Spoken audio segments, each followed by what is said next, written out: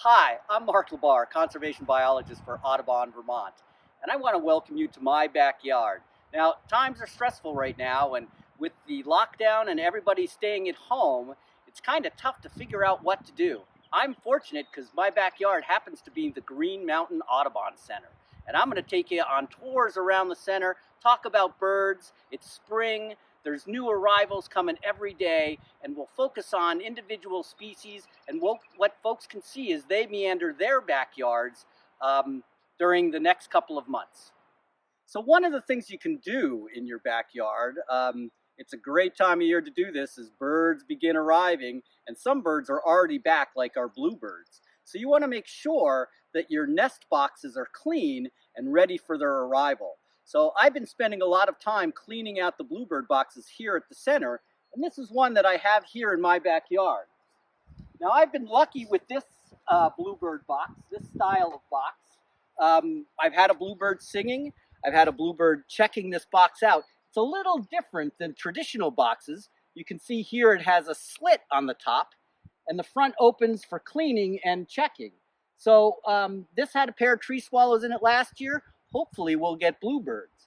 Now, many of you might be familiar more with the traditional bluebird box.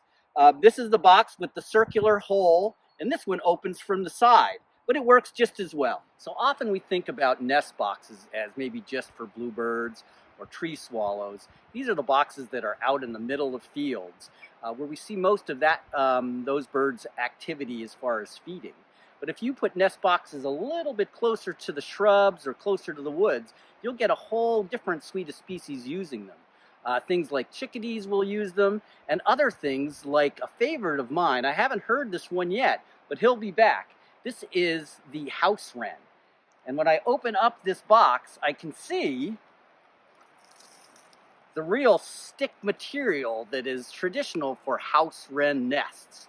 Now, the thing about house wrens, well, they will not only occupy one box, but they'll often occupy several boxes and let the female choose which one she wants to use.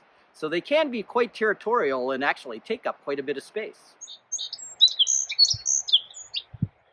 So one of my favorite birds this time of year, we're talking late March into April. One of the first migrants back is the song sparrow. Now, these guys are known as little brown jobs because they sit there in the shrubs, but boy, do they have a great voice. And here in the field at the Audubon Center, right in front of the sugar house, I can hear 2 or 3 that are singing back and forth to each other. They're counter-calling and laying out their territories for this year's breeding season. But it's a great early morning sound that you can listen to. Not an easy song, but they're really common here in the state of Vermont.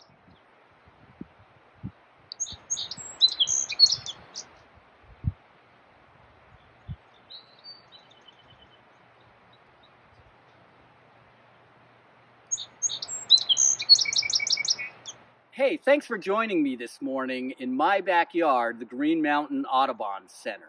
Join us next time when we'll head into the woods to see what else we can find in my backyard.